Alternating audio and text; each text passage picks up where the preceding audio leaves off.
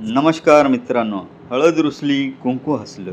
मालिकेमुळे घराघरात पोचलेला अभिनेता अभिषेक रहालकर सध्या खूप चर्चेत आहे. पण तुम्हाला माहिती आहे का? अभिषेक रिअल लाईफमध्ये लग्न झालेला आहे. अभिषेकच्या पत्नीचं नाव आहे कृतिका.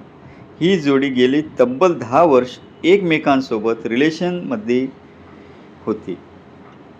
अनेक चढ-उतार आले, पण दोघांनीही एकमेकांची साथ कधी सोडली नाही आणि अखेर त्यांनी लग्नगाठ बांधली. कृतिका ही देखील नाशिकचीच आहे. तिने पुण्यातून सायकॉलॉजीचे शिक्षण घेतले आहे. सध्या ती काउन्सिलिंगचे काम करते. त्यामुळे अभिनय क्षेत्रात असलेल्या अभिषेकला तिची खूप समजूतदार साथ मिळते.